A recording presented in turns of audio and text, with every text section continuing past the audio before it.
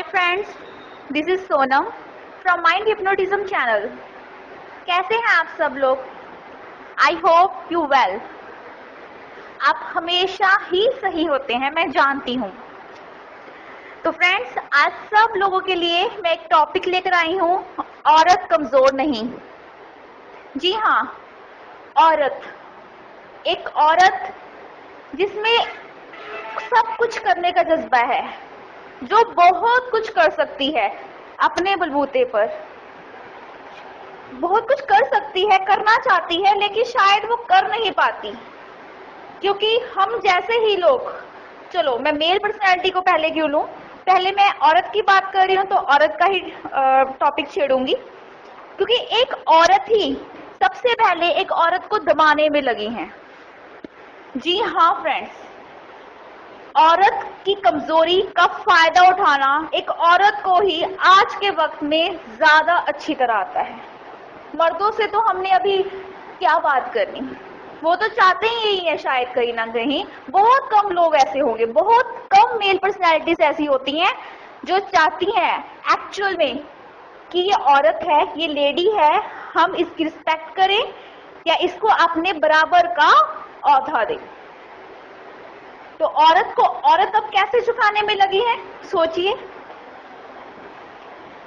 सबसे पहले बात, कहना नहीं चाहती, लेकिन एक माँ जो अपनी बच्ची को जन्म देती है, एक औरत दूसरी औरत को जन्म दे रही है, कहीं ना कहीं अपने ससुराल वालों की वजह से या फिर दुनियादारी के डर से एक पल शायद किसी औरत की जिंदगी में आया हो कि हे भगवान मुझे बेटी ना हो. सोचो इतनी तकलीफ में उसने ये वर्ड्स बोले होंगे, हे भगवान मुझे बच्ची ना हो, मेरे बेटी ना हो, मुझे बेटी मत देना भगवान. सोचिए उस औरत पे क्या बीतती होगी. किसी के दबाव में आकर उसे भगवान से ये विश मांगनी पड़ती है. और जब बेटी हो जाती है तो वही औरत उस अपनी परछाई को, अपनी बेटी को, जो कि एक खुद औरत है, उसको बोलती है कि तू ये काम मत कर, क्योंकि तू एक औरत है, तू एक लड़की है, देर तक घर से बाहर मत रह, क्योंकि तू औरत है. उसके बाद शादी हो जाती है.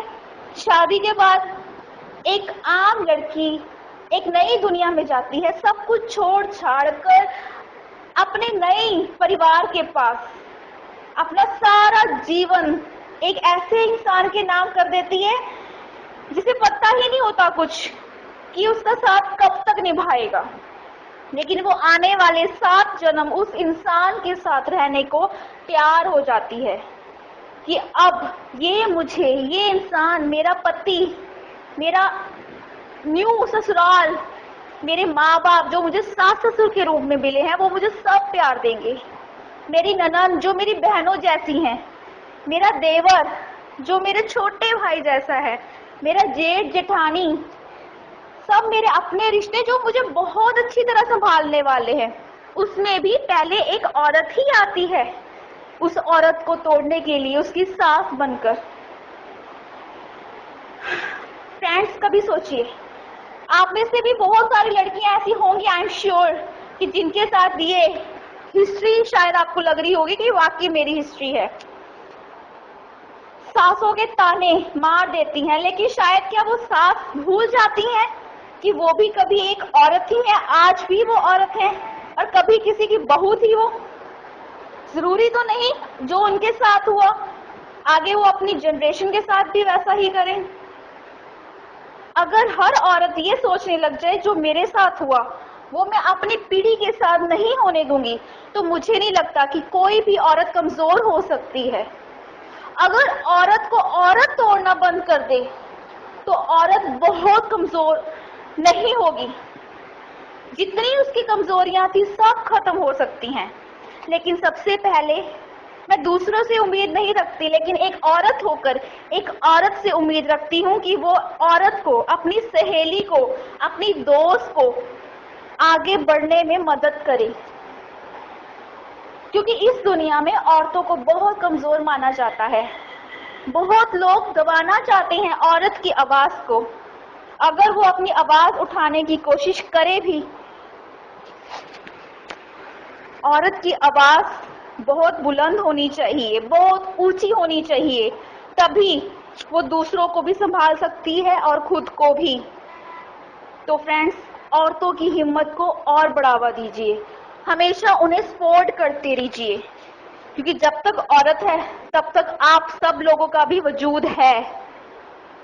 क्योंकि जब औरत ही नहीं रहेगी तो आगे आने वाली जनरेशन भी पैदा नहीं हो पाएगी। अगर औरत खुश है उस टाइम में जब वो किसी को जन्म देने वाली है, तो आगे आने वाली जनरेशन भी बहुत खुश और अच्छी तरह से आ सकेगी, जो वो करना चाहती है वो कर सकेगी। कॉन्फिडेंस लेवल इस तरह से ही हमारी जनरेशन में बढ़ेगा, नहीं तो नहीं। तो हमेशा सपोर्ट करते रहिए एक औरत को कमजोर मत बनने दीजिए, उसका सहारा बनिए। So friends, thank you so much मुझे आज भी सुनने के लिए। और मेरी अगर ये ऑडियो अच्छी लगी हो तो आगे से आगे शेयर कीजिए एंड सब्सक्राइब कीजिए माइंड हिप्नोटिज्म चैनल को। Thank you.